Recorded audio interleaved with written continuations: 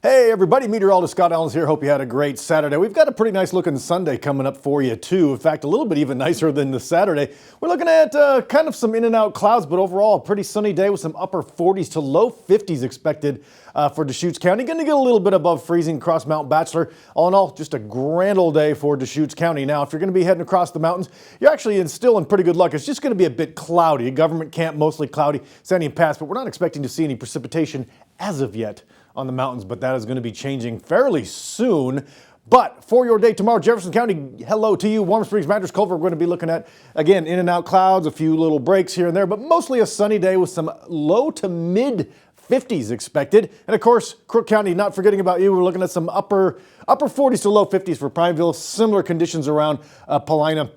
We're just going to kind of see some clouds roll in and sort of increase and then decrease and then increase throughout the day, if that makes any sense. Look at the rest of the state. We are looking at mainly 50s across the board, some 40s in Burns, 60 though expected in Brookings. Might be a good thing to throw out your all seasons RV and head over that direction. Our overnight lows are going to be about average of mid 20s for the most part, some 20s expected even in the higher elevations. And our 7-day forecast is looking pretty good. We're going to be staying in this little warming pattern all the way until Tuesday. Late Monday, we bring in a chance of some scattered rain and snow showers. A pretty decent chance we'll get some flakes on Tuesday in the lower elevations. And then Tuesday, Wednesday, Thursday, we're looking at a lot of mountain snow and temperatures cooling off into the 20s on Thursday with overnight lows in the single digits. Have yourself a great day.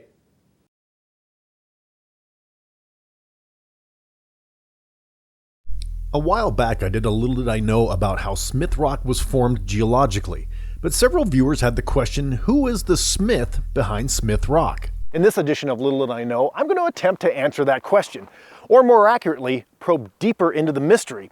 You see, how Smith Rock was named is not entirely known. According to SmithRock.com and my friends at the Deschutes Historical Museum, there appear to be three narratives: the myth, the possible, and the probable. The first two featured the same character, Private Volk Smith, who was believed to have died here in this area in the heat of battle. You see, in the mid-1800s, U.S. soldiers were sent to the area to protect the Indians and their valuable horses from raids from thieves and other unfriendly tribes who hoped to steal their valuable equine commodities. And Chief Paulina himself was the head of one of these very raids. He had refused to join the others at the Warm Springs Reservation, and so in October 1863, he sent some of his forces to execute an ambush in the rocks of what is now Smith Rock. When Private Volk Smith's crew pursued the raiding party into the canyon toward the river, a fierce battle broke out for over an hour. That's what the history books appear to verify, but how Private Smith died is up for debate. The myth version says that Private Smith, upon realizing he was surrounded, chose death over capture and hurled himself off a ledge to his demise and into mortality. And while that version sounds good, there's no evidence to back it up. However, there is evidence to another end to our young Private Volk Smith. This one I call the possible.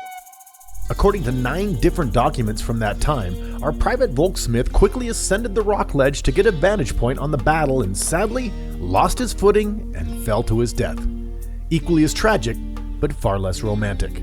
As with most stories that travel from generation to generation, the truth is probably not as tragically romantic as a young soldier losing his life in defense of indigenous peoples. The other version of the story is that John Smith, who was a sheriff in Lynn County in the late 19th century, comes over in 1866 to take over being the Indian agent at the Warm Springs Reservation. And in 1867, newspapers are reporting that Smith has found Smith Rock and named it essentially for himself as the discoverer. It's funny in retrospect to consider that Smith Rock was discovered in the mid-1800s, when indigenous people like the Northern Paiute and Tenino had been using the area for millennia. It kind of reminds me of when I was a kid and I found out that Columbus discovered America. I asked my teacher, well, weren't there people here when he arrived? To which my teacher said, well, let's just say that Columbus introduced Western Europeans to the Americas.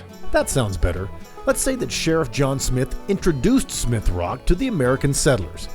And speaking as someone who regularly spends hours among these rocks and whose lineage traces back to the Western expansion, thanks for the introduction, Sheriff Smith. Mighty glad you did. For Central Oregon Daily News, I'm Meteorologist Scott Elnes.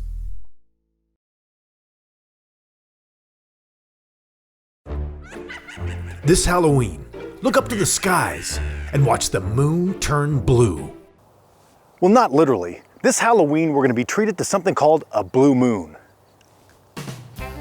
You've heard the phrase once in a blue moon, which is typically supposed to mean rare, but if you really follow the science, these blue moons happen once every 2 or 3 years, which isn't that rare.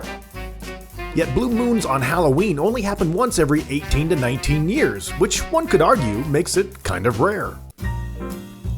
Ella Fitzgerald sang the song Blue Moon, which was a rare treat. However, so did the Marcells and Frank Sinatra, which means it wasn't all that rare.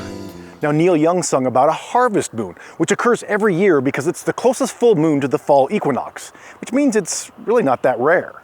Yet this year's harvest moon fell in October instead of September, which makes it kind of rare, like a blue moon. So this year we've had a rare harvest moon in October, which led to a somewhat rare blue moon, which is made even more rare by the fact that it falls on Halloween. Yet did you know that 100% of all full moons that happen on Halloween are blue moons? Which means they're, once again, not that rare. Are you confused yet? Well, let's crunch the numbers. A blue moon does not actually mean the moon is turning blue. It means that it's the second full moon in a single month. The moon cycles to full every 29.5 days, and October is 31 days, which if you do the math results in every full moon on Halloween being a blue moon. And yet that same math excludes the month of February from ever having a blue moon. February, even on a leap year, is 29 days, not 29.5. So a blue moon, by definition, can never happen in the month of February. That's not just rare, that's mathematically impossible. In a year with a pandemic, a Supreme Court judge dying, the most divisive election cycle in modern history, and record wildfires, something like a harvest moon and a blue moon all in the month of October pretty much seems par for the course. Don't they? But in truth, they're actually kind of rare. For Central Oregon Daily News, I'm Meteorologist Scott Elnes.